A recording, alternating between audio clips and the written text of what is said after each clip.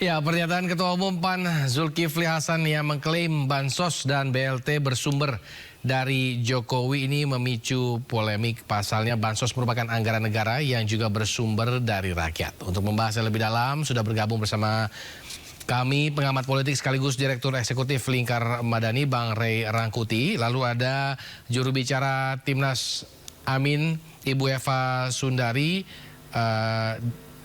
Juga ada jubir TKN Prabowo Gibran, Bang Viva Yoga Muladi, dan jubir TPN Ganjar Mahfud, yaitu Bang Ciko Hakim.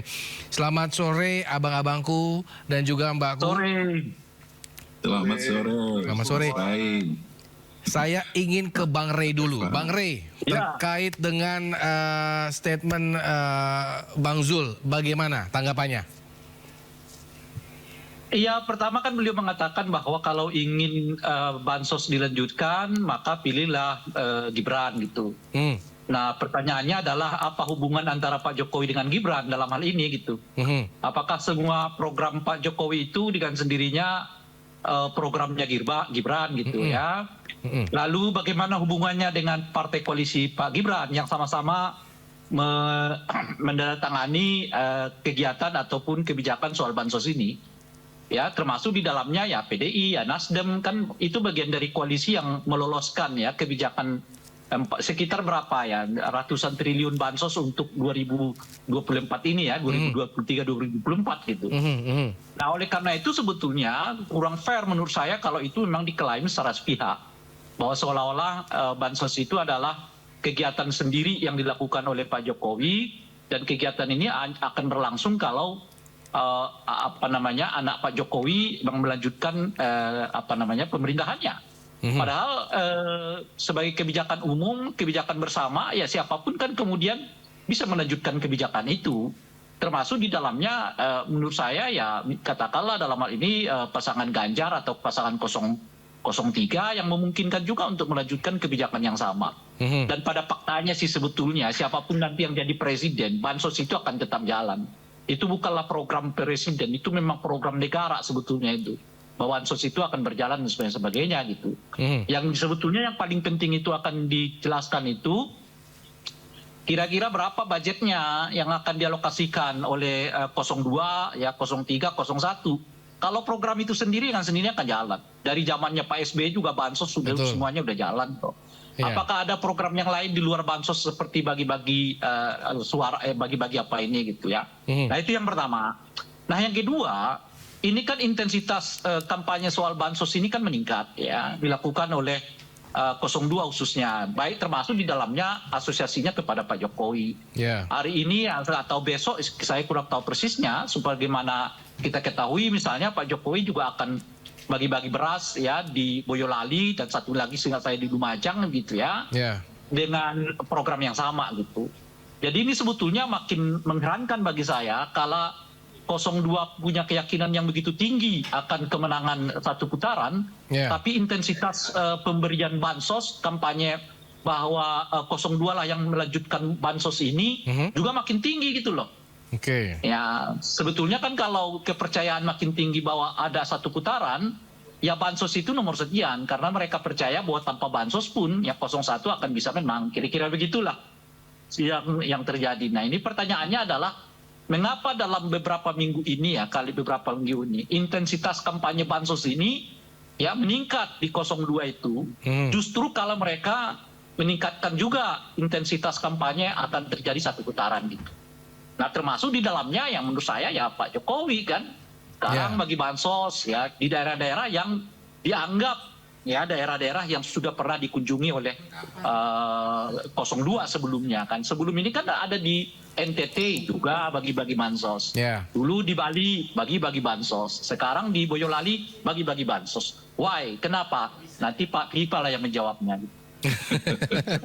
Tapi Bang Ray, ini bahaya nggak sih bahwa Bang Zul sendiri klaim bahwa ini BLT ini... Kalau kita mendekatinya dari aspek itu ya sebetulnya menurut saya nggak mendidik ya. Pertama adalah urusan soal bahwa bansos ini kebijakan negara, itu bukan kebijakan pemerintah. Siapapun nanti presidennya akan melakukan hal itu, nggak bisa tidak gitu ya. Nah yang kedua, mengaitkan bansos dengan suara itu nggak tepat sebetulnya gitu. Karena yang itu kalaupun kita nggak sebut sebagai rayuan orang untuk memilih orang berdasarkan kebutuhan material gitu ya, yang sebetulnya itu dicela di dalam pemilu yang demokratik gitu ya. Ya. Alias kalaupun kita nggak mau mendekatinya di perspektif hukum, setidaknya hal itu tidak akan meningkatkan kesadaran masyarakat untuk mempergunakan hak pilihnya kepada orang yang tepat gitu. Nah, oleh karena itu yang bisa kita lakukan, karena aku kurang senang lah bicara soal hukum-hukumin macam-macam ini gitu ya. Yang bisa kita lakukan itu salah satu tugas dan fungsi ya partai politik itu adalah mencerdaskan kehidupan berpolitik masyarakat. Nah, oleh karena itulah mereka semestinya ya mencanangkan satu kampanye yang memungkinkan pemahaman publik terhadap sistem bernegara, politik yang beradab itu juga meningkat gitu. Itulah salah satu tujuan dari kampanye itu. Makanya kalaupun mau dikatakan, mestinya dikatakan begini, bayangan saya sih, bansos ini, bapak-bapak, ibu-ibu, siapapun nanti jadikan presiden, ini akan tetap berlangsung. Karena ini bagian dari program negara sebetulnya yang akan dilaksanakan oleh siapapun presidennya gitu. Nah di situ bolehlah gitu. Cuman kalau kami berani alokasikannya ke sekian. Program kami apa yang baru begini gitu loh. Jadi jangan diklaim bahwa hanya karena hanya dengan presiden inilah bansos terjadi. Nah itu yang menurut saya kurang mendidik terhadap masyarakat gitu. Oke. Saya ingin ke Bang Ciko dulu ya, Bang Ciko gimana tanggapan dengan Bang Zul ini? TPN seperti apa reaksinya? Ya, kami sangat menyayangkan lah ya. Sebenarnya hal tersebut tidak perlu disampaikan dalam suatu kampanye, suatu agenda kampanye. Karena menurut kami seperti yang disampaikan oleh Bang Rey tadi adalah ini tidak menjadi bagian dari mencerdaskan berpolitiknya masyarakat, tidak juga menjadi mengajarkan hal-hal yang benar mengenai proses bagaimana sampai ada bansos itu. Bansos ini kan sebenarnya adalah uang pajak dari rakyat. Ini uang pajaknya Mbak Eva Sundari, uang pajaknya Bang Rey, uang pajaknya Bang Iva ya kan, bukan dari suatu orang, apalagi hanya seorang presiden yang kebetulan juga ini kan juga diproses di DPR, disetujui oleh DPR. Dan DPR ini ada partai-partai yang partai-partainya juga ada di paslon 3 paslon ini. Gitu. Nah, ini kita berharap juga masyarakat ya bersorak-sorai, tapi dalam hatinya sebenarnya mereka nyinyir juga gitu. Kayak kita nggak tahu aja nih dari mana kan gitu ya. Mudah-mudahan lah itu yang dikatakan masyarakat dalam hati gitu ketika Bang Zul mengatakan itu. Nah, tapi saya juga ingin menyoroti soal memantaskan diri ya. Akhir-akhir ini di musim kampanye ini banyak orang yang tidak memantaskan dirinya sesuai dengan jabatannya dan memantaskan omongan-omongannya sesuai dengan jabatan-jabatan mulia yang diembannya gitu. Kita memperhatikan tadi sebelum segmen ini, bahkan tadi kita lihat orang Bawaslu yang begitu takut, kelihatan ada aura ketakutan untuk memanggil seorang Gibran yang jelas-jelas melanggar beberapa aturan gitu ya, takut membeberkan aturan apa yang dilanggar dan lain-lain. Nah itu kita juga lihat Bang Zulkifli Hasan ya, yang sebenarnya saya kenal baik dan beliau sebenarnya bukan orang yang seperti itu. Cuma pada hari itu kok saya lihat dia tuh tidak memantaskan dirinya gitu sebagai seorang ketua umum partai yang didirikan di era reformasi ya kan, seorang Menteri Perdagangan Republik Indonesia gitu kan, kok menyampaikan bahwa bansos ini adalah dari Pak Jokowi dan hanya bisa diklaim program ini akan dilanjutkan oleh paslon nomor 2 dan lain-lain. Dan ini juga menyatakan seakan-akan jelas menyatakan bahwa ada ketidaknetralan dari Presiden Jokowi, dan ini berbahaya. Kalau kita terus-terus menerus membawa Pak Jokowi ini bersama dengan paslon 2, ini berbahaya sekali karena ada indikasi-indikasi ketidaknetralan aparat di lapangan yang terlihat sangat pro 02.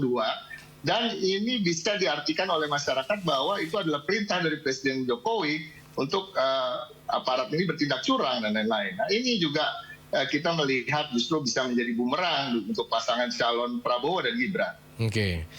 Tapi terkait dengan statementnya Bang Zul, meskipun memang TPN menyarankan untuk menunda bansos sampai pemilu selesai, apakah nanti akan ada langkah terkait atau pengaduan terkait dengan statementnya Bang Zul sendiri, Bang Ciko? Enggak ada lah, kita bisa kalau itu terus, kalau boleh itu malah terus-menerus ditayangkan di televisi supaya menjadi bahan tertawaan dari masyarakat dan rakyat ya, karena rakyat ini kan juga udah pintar, itu tadi disampaikan oleh Bang Rey, kita tahu bahwa ini ada proses untuk bansos itu bisa sampai ke tangan masyarakat. Proses dari mana uang bansos itu adalah dari pajak rakyat, dari mana aturan-aturan itu dibuat tadi dari Kementerian Keuangan, Kementerian Sosial juga disetujui oleh DPR, dan di DPR itu ada semua partai yang sekarang menjadi pendukung di masing-masing paslon. Baik, baik. Saya ingin ke Bu Eva. Bu Eva, tanggapannya seperti apa Bu Eva terkait dengan statement Bang Zul, terlebih juga Caimin kalau nggak salah sudah mengatakan, atau Gus Imin sudah mengatakan bahwa itu tidak benar seperti itu ya, yang dibilang oleh Bang Zul. Seperti apa Bu Eva? Ya, saya ini kan advocate untuk HAM ya. Aku ini beberapa kali memohon dan meminta dan diminta ya oleh masyarakat regional. Aduh, Indonesia jadi barometer demokrasi kita. Jangan dong ikut-ikutan seperti Filipina, seperti di daerah Laos, di Vietnam, dan Kamboja, dan seterusnya. Nah, saya ini sedih banget karena indeks demokrasi kita menurun, kemudian indeks persepsi korupsi kita menurun, dan kemudian battlefield menjadi rusak kan Mas, yang harusnya pesta demokrasi ini tambah rusak karena praktek-praktek koruptif ini. Koruptifnya itu adalah termasuk ketika masyarakat disesatkan oleh bahwa ini bansos dari Pak Jokowi. Sementara kalau kita tahu bahwa sebetulnya kampanye itu kan menyebarkan isu visi misi ya, pendidikan. Kalau berkaitan dengan bansos ya harusnya Pak Zul atau kita semua bicara tentang gagasannya. Tapi kalau hanya terhenti, ayo ini dari siapa, nggak ada gagasan, nggak ada diskusi, nggak ada pendidikan. Jadi dikorup juga ini jadinya proses untuk konsolidasi demokrasi melalui pemilu ini. Kemudian yang kedua, ini kan sebetulnya misleadingnya juga nanti membebani rakyat ya. Sudah rakyat tidak diajak diskusi, tidak ada pembelajaran, tidak dicerdaskan, tapi kemudian dibebani kan kelak. Belum lagi kalau kita masyarakat yang paling agamis ya, ini kan dosa ya Mas ya, karena dosanya dosa publik ya. Apa Mas, fardu kifayah ya kayak gini ini, dosanya publik, kemudian ternyata kita melihatnya pengambilan keputusan itu nanti juga dimintai kan pertanggungan jawab di sana. Jadi membawa masyarakat itu ke dalam suatu dosa publik itu juga nggak benar. Tapi yang paling penting apa? Ini koruptif dan ini susah kita untuk kemudian mengajak, ayo indeks korupsi, persepsi korupsi kita dibetulin yuk, dinaikin yuk. Tapi etiknya rendah ya. Tadi pemantasan diri ya kata Mas Ciko. Kalau etiknya rendah kan pelanggaran selanjutnya, pelanggaran hukum juga menjadi rendah. Ini kontestasi kan bukan hanya kontestasi visi misi ya, tetapi integritas juga kan Mas. Nah, bagaimana kita menunjukkan proses yang baik, kemudian juga moral yang baik dan seterusnya. Jadi jangan dianggap bahwa ini sekedar mencari suara, tetapi carilah dengan yang benar. Karena apa proses yang benar, outcome-nya juga menjadi benar gitu. Jadi ini pendidikan politik bagi kita semua ya. Dan saya sih dengan sedih ya ini bisa kita pakai untuk negatif campaign sebetulnya. Tapi marilah kita jaga kualitas demokrasi, kualitas kita, karena bukan hanya Indonesia yang mengharapkan proses demokrasi Indonesia itu bagus. Ternyata seluruh ASEAN. Aduh gimana dong kalau Indonesia jelek, yang lain sudah jelek begitu. Jadi ada beban yang saya pikir berlapis ya. Dan mudah-mudahan ini diakhiri ya, perilaku pemantasan diri yang nggak benar, atau kita ngomong aja lah etika yang rendah, moralitas yang rendah. Ini betul-betul modalitis yang negatif bagi kita untuk menuntaskan konsolidasi demokrasi kita. Bu Eva, terkait dengan statement Bang Zul ini, apakah ini menurut Bu Eva merugikan dua paslon lainnya? Ya pasti merugikan, tapi yang paling dirugikan kan Bang Zul sendiri dan PAN. Masa sih pemimpin kayak gitu kan, eman banget gitu loh, cinta banget aku ke Bang Zul ya. Tapi jangan sampai hanya ingin menang terus sampai investasi yang tidak baik di jangka panjang begitu. Tapi ini kerugian kita semua, Mas Samuel. Ya, ini kerugian publik ya bagi kita. Baik, Mas Viva, ini bagi Bang Yoga, ini gimana nih Mas Viva Yoga terkait dengan komplainan dari lawan politiknya? Ya, saya rasa wajar kalau hanya melihat dari video yang hanya beberapa detik itu sehingga kita menimbulkan persepsi yang berbeda apabila kita melihat secara jelas berapa durasi waktu ketika bicara soal visi, misi, gagasan dalam kampanye. Partai Amanat Nasional yang lahir dari rahim reformasi pastilah tidak akan meninggalkan ide, gagasan. Mas Ciko kan juga tahu sebagai mantan yang orang cerdas juga di sana, ya kan? Nah, yang kedua, yang namanya bansos itu ya produk dari undang-undang, namanya Undang-Undang APBN, hasil persetujuan dari seluruh fraksi di DPR, apakah itu partainya partai pemerintah atau partai di luar pemerintah. Nah, terkadang itu dalam beberapa bahasa di lapangan itu kan juga ada hal-hal yang bersifat personifikasi. Ini pemerintahnya siapa? Jokowi. Pak Jokowi, tidak menyangkut, tidak membahas nama pemerintah. Semua rakyat juga sudah tahu bahwa yang namanya bansos yang 1.060 triliun pada tahun 2023 sebagai bagian dari kehadiran negara dalam setiap nafas kehidupan rakyat Indonesia itu berasal dari rakyat, dari pajak atau dari BPN. Dari penerimaan negara bukan pajak. Semua orang juga tahu, rakyat kecil pun juga tahu. Jadi kalau kemudian ini bagian dari proses pengesatan, saya rasa itu terlalu jauh karena rakyat itu tahu bahwa yang namanya bansos itu adalah uang dari pajak, uang rakyat yang dikelola oleh negara dan dikembalikan kepada rakyat sebagai bentuk pertanggungjawaban negara, pemerintah terhadap kedaulatan rakyat sebagai dalam sistem pemerintahan demokrasi. Nah, yang ketiga, ya dalam setiap kampanye itu proses dalam komunikasi terkadang sedikit-sedikit itu kalau dipelintir juga bisa memiliki efek yang beragam. Tapi Partai Amanat Nasional tetap bersikukuh, tetap berkomitmen terhadap pengembangan proses demokrasi itu harus tetap jalan.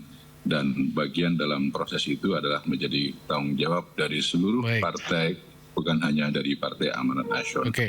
Sebenarnya juga karena semua sudah mengetahui bahwa bansos itu adalah uang negara dari rakyat, oleh rakyat, untuk rakyat, bisa saja itu menjadi bagian dari proses pendidikan bahwa sebenarnya ada kehadiran negara dalam setiap nafas kehidupan rakyat.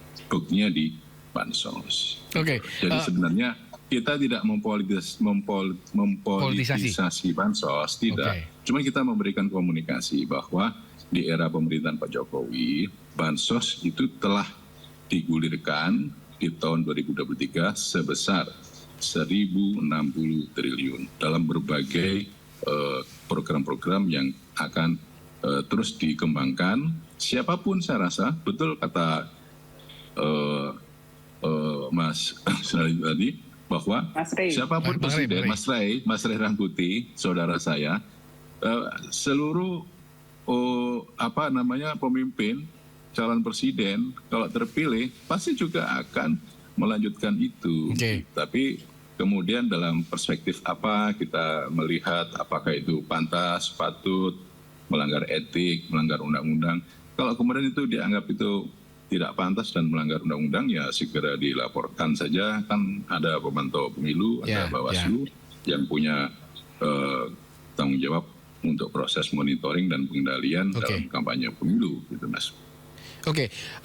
Mas Viva, ini terkait dengan tadi Mas Viva mengatakan tinggal dilaporkan saja. Maksudnya sebenarnya awalnya apakah memang ada arahan bagi Bang Zul sendiri atau dari Bang Zul untuk berbicara seperti itu ketika sedang berkampanye, Mas Viva?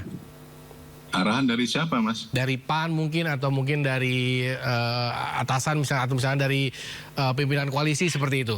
Atau spontan saja? Ya tidak ada lah gitu. Jadi kami itu ingin memberikan sebuah narasi. Kan kadang-kadang itu di beberapa media dinyatakan mana negara, mana pemerintah kok tidak pernah hadir. Kita justru ingin memberikan pendidikan pada politik masyarakat bahwa negara itu hadir. Buktinya ada bansos dari pemerintah Pak Jokowi. Ini loh bansosnya. Jadi proses pendidikan politik rakyat itu juga penting dalam bagian dari kampanye. Hal-hal prinsip seperti itu insya Allah tidak akan kita tinggal. Makanya untuk menonton video yang relatif lebih komprehensif itu menjadi bagian penting agar kita tidak punya persepsi dan hal-hal yang bersifat lain terhadap kalau kita mengutip video yang pendek-pendek. Itu Mas. Baik, Mas Viva. Ini waktu sangat sedikit sekali. Saya ingin ke Bang Ciko. Bang Ciko, ada closing statement nggak terkait dengan statement dari Mas Viva sendiri? Saya rasa itu tadi kata kuncinya adalah sebagai partai yang lahir dari rahim reformasi seharusnya memang harus diingat kembali cita-cita partainya Mas Viva yang dulu juga ikut saya deklarasikan ya tahun 98 bahwa jauh dari politik-politik uang atau politik-politik yang sifatnya tidak mencerdaskan rakyat. Tetapi kita juga bisa tahu lah ini sudah menjadi rahasia umum. Apa yang dilakukan adalah sebuah strategi kampanye, penyampaiannya juga jelas, walaupun cuma sepotong, tapi sepotong itu kan nggak dipotong-potong ataupun diedit gitu. Sepotong itu kalimat-kalimat yang utuh dan disampaikan oleh Bang Zulkifli Hasan di acara kampanye itu jelas bahwa ingin menyampaikan bahwa seakan-akan memang ini adalah hasil kerja, hasil pemikiran dan pemberian Pak Jokowi murni sebagai seorang sosok kepada masyarakat itu tanpa ada proses-proses tadi yang dijelaskan kepada rakyat dan betul memang sebagian rakyat sudah mengerti soal itu, tapi kami yakin separuh dari masyarakat itu juga belum paham dan masih berpikir bahwa ada juga black campaign yang dikatakan untuk paslon kami bahwa kami tidak akan melanjutkan bansos, dan ini harapan kami juga ke depan itu tadi disampaikan oleh Mas Viva maupun Mbak Eva dan Bang Rey bahwa ini akan terus dilanjutkan oleh paslon siapapun bila terpilih. Baik. Semoga masyarakat bisa menilai itu. Baik, Bu Eva. Ya, saya sih saya berharap bahwa semua paslon itu lebih intinya adalah kalau negara hadir semua ya. Intinya adalah mengembangkan atau menguraikan apa, misalkan kalau di paslon nomor 1 ya, Amin itu pengen bahwa bansos diperluas, tepat sasaran, kemudian juga ditambah penerimanya dan seterusnya.